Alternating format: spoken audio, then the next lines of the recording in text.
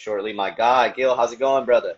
Hey, how you doing, Michael? Good to see you. Great to see you, my man. Hey, sorry that you're having some trouble over there. I know Bay Area traffic in the morning can be absolutely hectic, so I'm glad to have you on, my man. How's everything going? And everything's great, man. Thanks for having me. I'm getting all situated here. This is so funny because this is I've been in the game for a long time, but yet this is my first Instagram live ever for me, I believe. Hey, you're adding new arsenals to the game, always improving, like how a lifelong martial artist would, right? Absolutely, man. I don't want to become a dinosaur. I want to evolve a little bit. I'm 42, man. I'm on the cusp of being a dinosaur, staying relevant here. So you know what I'm trying to do. Hey man, we always know the storm stays alive over there in the Bay. Amen. Speaking about the Bay Area, you guys have been killing it in terms of mixed martial arts. I mean, I would be remiss if I didn't bring up how many gyms there is over there that are just really starting to get things going. And then on top of you guys over there, El Nino now starting to develop some pro prospects. Speaking of pro prospects, now looking ahead, Fight Night, San Jose, going back to the Tech CU Arena. I heard that you got some pretty big news. That was a big reason why we wanted to hop on the call today, my man. What you got to share for the fans out there? Well, I'm so happy, man. December 14th, we're having Fight Night 2 at the Texas Arena in San Jose. Just really excited to jump on your platform and just invite everybody out, especially all of California, all of the Bay Area. We're really just trying to develop the best Bay Area fighters. And like you said, Michael, there's so many good gyms out here and a lot of fighters that are developing, but they really don't have that platform or that consistent platform for them to test themselves, for them to really develop their brand, to really develop their skills. And some guys get lost along the way. They have to commit to, getting a job because there's just not enough opportunity. So, as I built my team, I was like, man, these guys need more opportunity. So I was really striving to push and get a show going. And then that's when Scott pulled me aside and said, hey, man, let's do something. So here we are, Fight Night 2, committed to really, expanding my contribution to the Bay Area mixed martial arts community. And I'm really committed to this. And this is our second show. And we got huge fights, man. We got Daniel Compton from Santa Cruz. Did a great job last time against Charles Rodriguez in a Muay Thai fight. Now he's going to do an MMA fight. And I love that about him. He did Muay Thai. Now he's doing MMA, and he's going against Joaquin Lopez, who's a tough MMA fighter, over 10 professional fights here in the Bay Area, and also on the cusp of the next level, training with Dave Terrell, the NorCal Fighting Alliance. I'm really excited for that 185-pound matchup. Such a great matchup. And also more 185-pound action. We got Mauricio Alonso, black belt from High Gracie. A legend here in the Bay Area. Knocked out Josh Koscheck when Koscheck tried to come back. And he's actually fighting one of our real stud up-and-comers in the Bay Area, and that's Joe Cropshot, who had a very good start to his MMA career. Fell short against some tough UFC fighters. Took a little hiatus, focused on his jiu-jitsu, became top 10 in the world in jiu-jitsu. Now he's back in MMA, where I really think he belongs, and this is an opportunity for him to try to take out an old lion, and he's a new lion. I'll stop there with the 185-pound matchups, and I'll let you jump in because I can babble all day, but we have plenty more fights too, and I'd love to talk more about those. Man, and you have just been creating these. Let me just tell you guys, that first fight night at the Tech Card, if you were not there in person, had some of the most intriguing matchups over there on the West Coast. Like, some of the names that were on that card and the ability for you guys to be able to get everybody on and have a healthy card, absolutely insane. But on top of that, you guys are also having some returners on this card as well, which is always a great thing to see, building up some guys, as you stated. You have the Daniel Comptons of the world, Jessica Rose Clarks, but you also got Dimitri Gorditas taking on Dupree Stewart, a fight that was supposed to happen over there in Bellator in San Jose, now happening in San Jose at the Tech CU Arena. What do you have to say about that matchup? I know that's definitely a pretty heated one going into the December 14th date. It possibly could have a lot of implications going forward. Oh, absolutely. I'm glad you brought that up, man. Dimitri actually fought one of my guys last fight, who they fought as amateurs. And it was a competitive fight. But, man, this last time, Dimitri really delivered, really showed he's been in the gym, has really been working hard, and very respectful. And that's what I really love about our fight show. It was like, hey man, we're gonna go to war against each other, but there was a bunch of samurais in there leading with respect, and everyone just leaving it out there, and it's war at a time, but afterwards it's respect. And man, Dimitri's been putting in the work. Him and Chris Beam. Chris Beam is actually an OG from Half Gracie. You know, did his own thing in the future, but a lot of roots here. And Dimitri's a stud. So long for 170 pounds, man. And you know, my boy Jesse was just couldn't really see those long straight punches coming down. Like that body frame at 170 is like the John Problem. Jones body frame, right? Yeah. And then you had Dupree, who was going to actually fight Gavin the last card, which was going to be a really good matchup. But you know, I think Dimitri, I'm sorry, what's his name again? Dupree. Yeah, I'm sorry, Dupree. A Dupree lot of got D's. injured. A lot of Dimitris, a A lot lot of of D's, man. A Duprees. lot of D's, a lot of D's, and a lot of 70 pounders. But Dupree and him were, you know, that was actually a good fight I was going to look at. So now that they're fighting now, I'm super excited about it, and really big implications in the 170-pound division right there. So I'm really looking forward to that fight. I really want to see what Dupree's made of, and we really seen what Dimitri's made of. So, and again, we're on a really big stage, is what I'm excited about. We're on a legit stage out here, and that's why these guys are taking the risk. And to me, that's awesome. That's what we've created, right? We've created some magic. We're not this fight show who's just trying to make some money and give the best ticket seller a tomato can. Like you know, Dupree and Dimitri are really gonna test each other on a significant stage and really take the risk. And a lot of guys did that last show, and a lot of guys are going to do that this show. And to me, that's very important. Can you speak a little bit more about the influence? And I know that's a big thing for you, and that was a big thing for you going into this show, was of how much you wanted to bring professional MMA and just overall that mixed martial arts environment back to that Bay Area. Because like how you've stated, I mean, the first ever MMA event that even happened in the whole state of California was in San Jose due to the Lexus Scott Coker. You were over there in that fight night, and now you're able to come over here and bring it all together. What is it mean for you now to be seeing it from another set of eyes? I mean, you've seen it as a fighter, you've seen how much work Scott was putting in terms of trying to get the show to California, trying to get you in front of a home crowd. How is it now that the game has changed a little bit, but now you're the guy behind the seat. You're behind the seat making a little bit more of the decisions now. Yeah, man, let me take it a step further. I came to San Francisco in the year 2000 to wrestle at SF State from Santa Ana. I met my boy Jake Shields the second year. And then, man, I was already an MMA fan. I had no idea I was in this hub where this Fairtex Muay Thai gym was. And the only thing that was really legal in California was Muay Thai, kickboxing. The great Alex Gong, rest in peace, was one of those guys that Scott Coker promoted. And I teamed up with him at a young age, and he really like showed me a lot. And, you know, so I've been around since the year 2000, this MMA game, traveling and fighting Indian reservations in Japan, and I happened to be on the very first professional card with Scott Coker. And I remember sitting down with him and him signing me over some dim sum. We had some dim sum around the corner from Fairtex, and it was just a huge moment.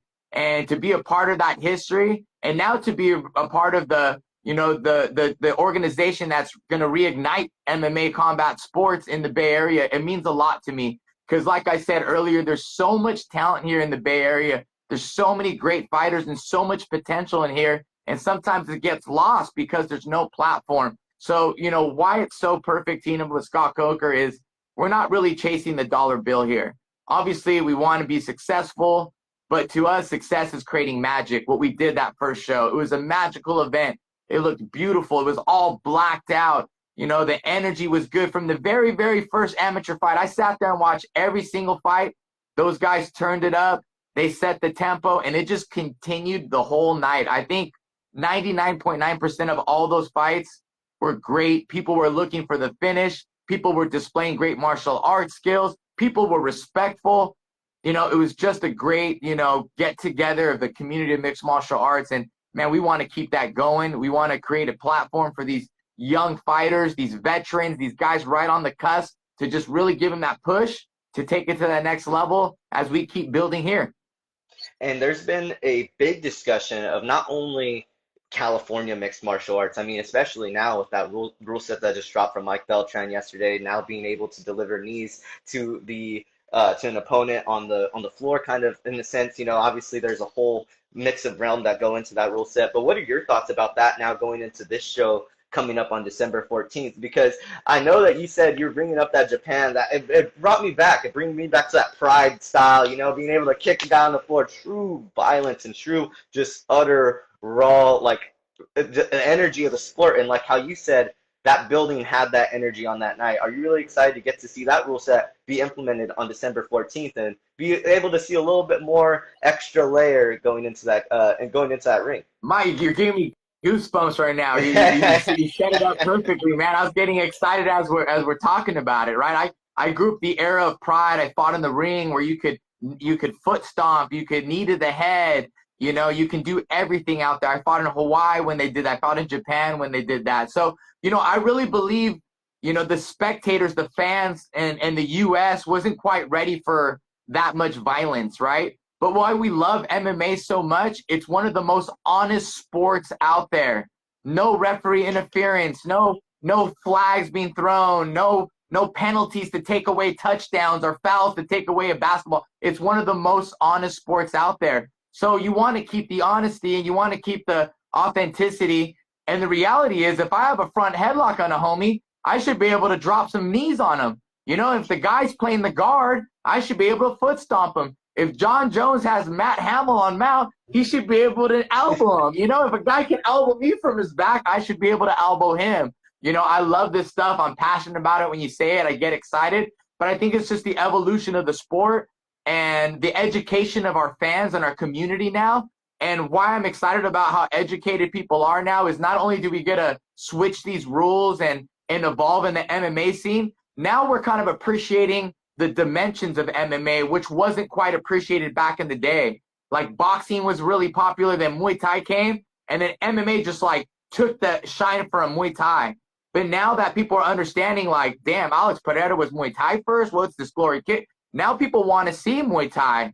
When FC's doing it with gloves, people want to see jiu-jitsu after ADCC and the CJI or Craig Jones Invitational. Like martial arts is here. And I love it, you know, and I've been invested in this shit since the beginning, you know, like this is my Bitcoin. I knew that I was going to be on this and I knew it was going to be as popular as it is today, right? You know, like there's so many fans nowadays and people who are just been introduced, you know, the last couple of years, Conor McGregor, Nate Diaz introduced them, you know, Pereira introduced them, Jake Paul's introduced people to martial arts. And before that, it was the Ultimate Fighter that introduced people with Forrest Griffin and Stephen Bonner. But man, I was already 9 fights deep when that happened, and I was in love with, you know, I fell in love with UFC 3 was my first one, and I haven't looked back since. But I love the evolution of the sport. I love the new rules. I went on a ramble there, but you know, that's what it's about, the evolution and the honesty and the purity of the sport, right? You know, like if I can do that, I also don't know if they added this rule,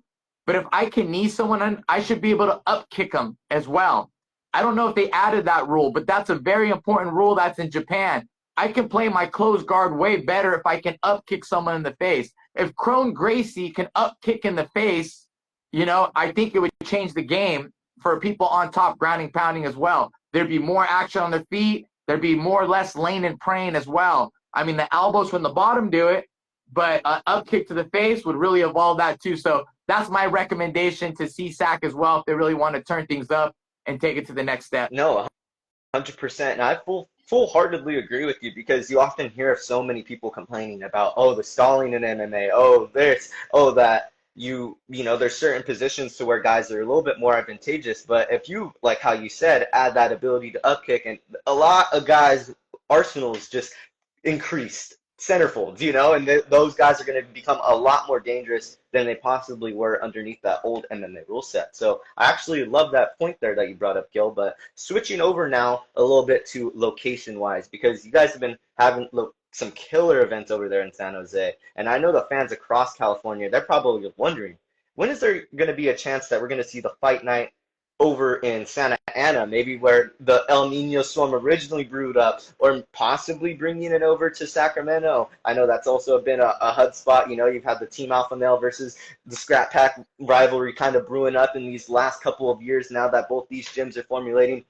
What are we going to possibly look to get out of the Texas Arena, maybe go into the SAP Center? What is next for the fight night business? I am a student of this promoting game. I'm blessed to be by Scott Coker, someone who can guide me, someone that has developed such an infrastructure, and to be by his side and to be able to work with them is fantastic. One thing I learned is I have to be patient, right? I have to be patient. I have all these aspirations and goals, and it'd be amazing to be Santa Ana, and I'd love to be there one day, and I'd love to grow and learn a lot. But right now it's like, hey man, this is my second show.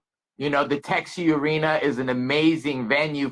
It's like brand new. It was built during the pandemic, and it's for the Barracudas, the minor league Sharks team.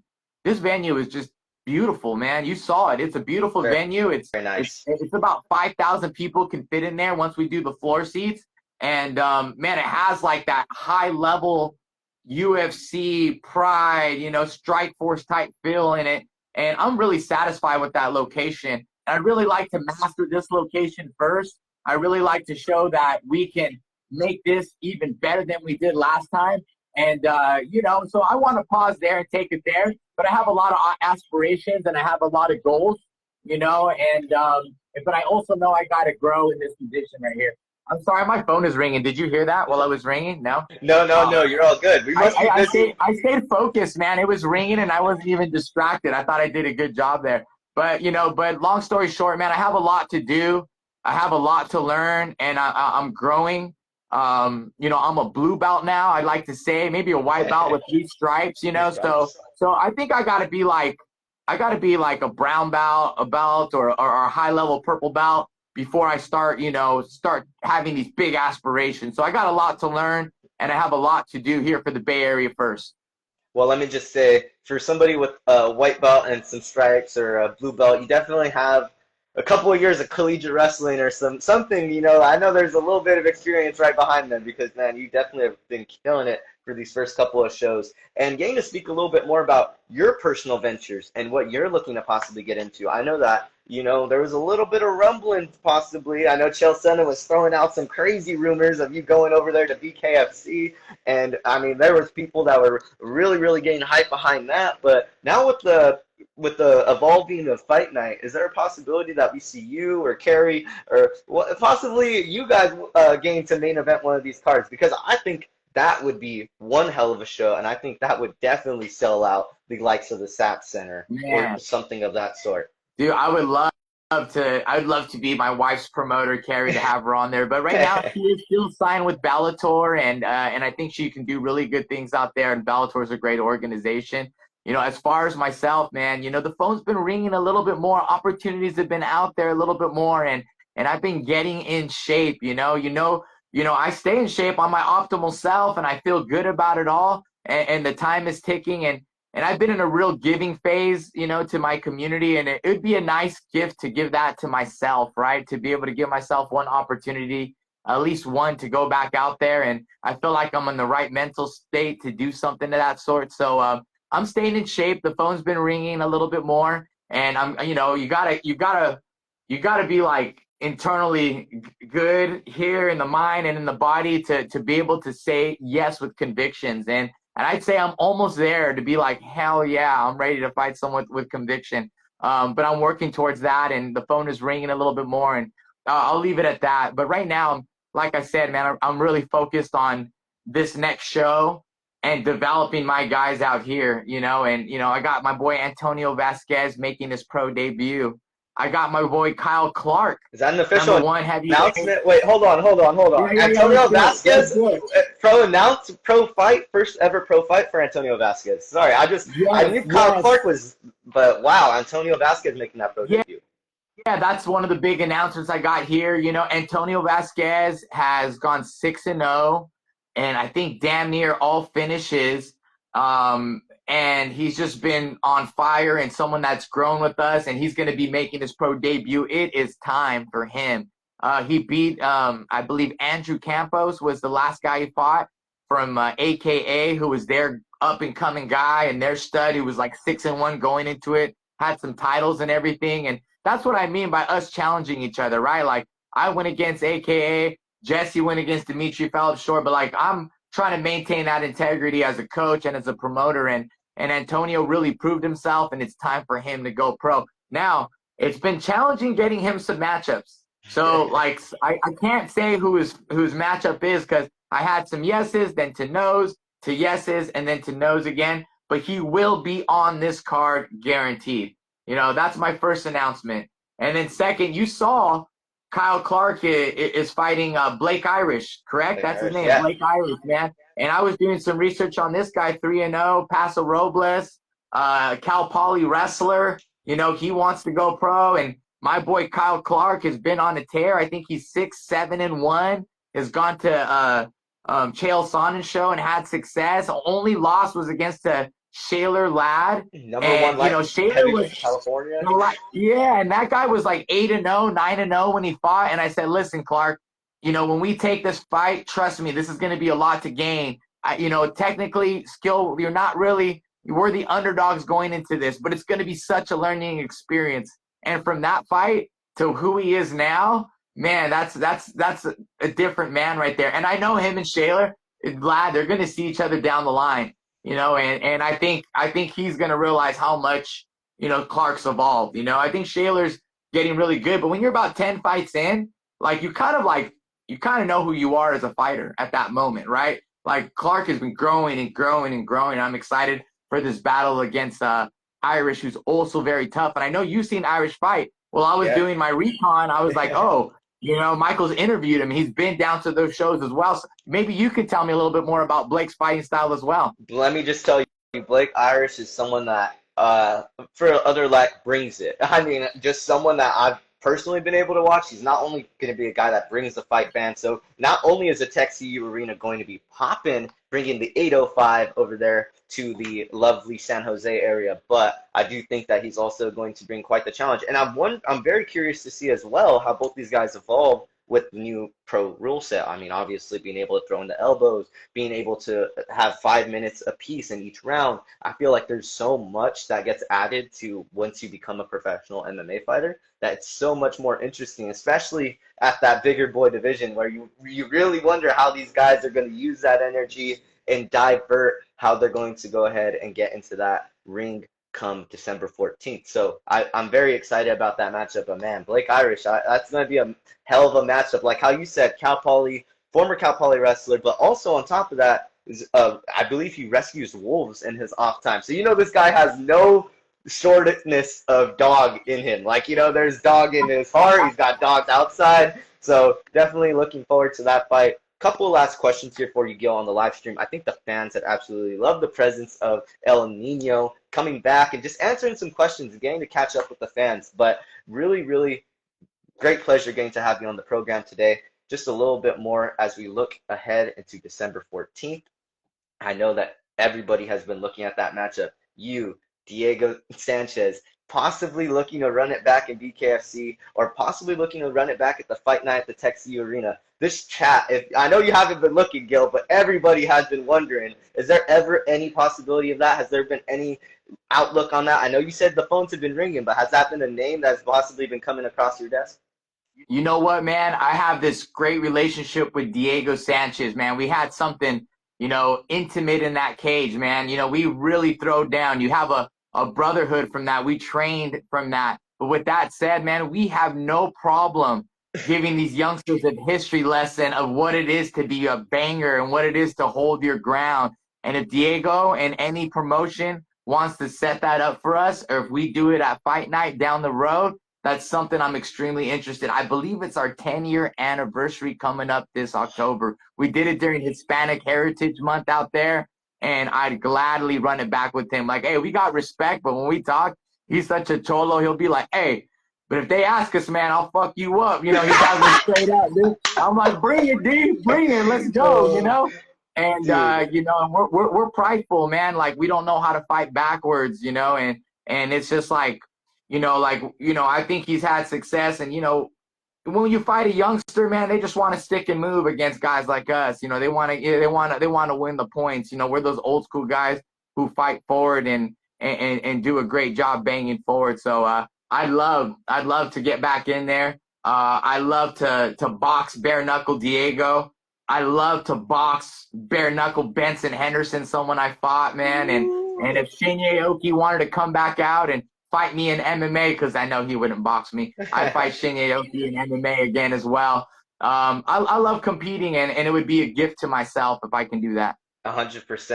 And I think, let me just tell, I know I've showed it multiple times before, but it is an absolute honor that that was my first ever fight. Now looking back and like getting to watch back all these fights, I'm like the fact that I got like the first ever chance I got to turn on the TV and watch a UFC fight was Gilbert Melendez and Diego Sanchez, and getting to see the original Max Holloway and Justin Gaethje. I tell everyone that when everyone's turning up at UFC 300, I said that original point and throw down, that was started by my guy El Nino over there in the 415. So just wanted to give you your kudos on that. But speaking a little bit more on that Mexican heritage and that pride, you were one of the voices behind the desk over there at UFC Noche. How much did that mean to you to be able to not only get called and get that, get Dana White on the phone and say, hey, we need to bring Gilbert in for this show, for a show that means a lot to the Mexican people. But I also heard you got a hell of a tribute over there on the Sphere, and you got to see your fight get that fight that we were just talking about. How was that whole experience? Can you walk the fans through that a little I bit?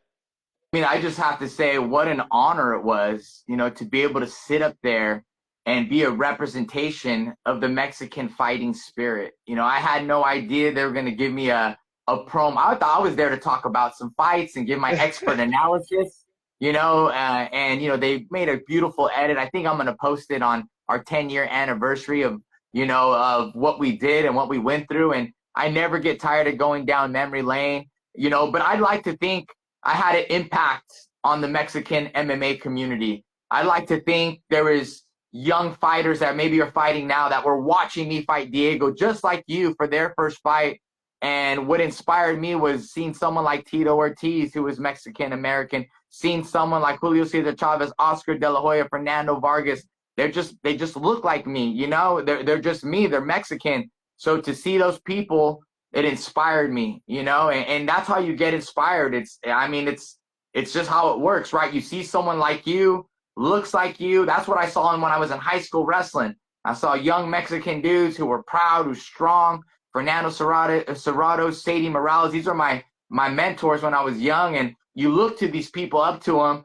And I like to think I had an impact on this next generation that's doing it today. You're not, when you become this top fighter, you don't really like to talk about it as much because now, now you're a warrior yourself. But going up, man, I had a lot of compliments along the way, for the inspiration I give. And so, to me, that's the most important thing. Did I inspire the next generation? Did I give back to the next generation? That's what I'm trying to do now. And being a part of that was amazing, man. That Sphere was beautiful.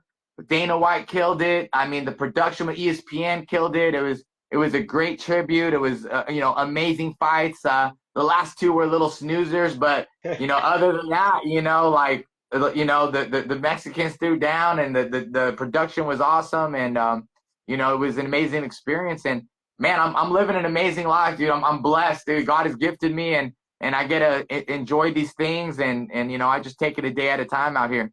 It truly is an honor to get to speak to you. And like how you said, you definitely did inspire a lot of children growing up with that fight. And I believe with your whole entire MMA career, you definitely did inspire this young MMA journalist to go ahead and get his heart into the game and to go ahead and just get out there. And, like how you said, sometimes it's about presentation through representation. And I believe that you wholeheartedly were a big part of that leading into the UFC now that we see the likes of the Brandon Morenos of the world, the Alexa Grassos, the so on and so forth, Mexican superstars. I think some people need, like how you said, a little bit of a rundown memory lane, a little history lesson sometimes. It gets to show some respect to the OGs. But Gilbert, any last words before we go ahead and hop off the call today? I know that you're a valuable man. You got a lot of people asking for your time every single day. Anything else that you want to end off the call with here today?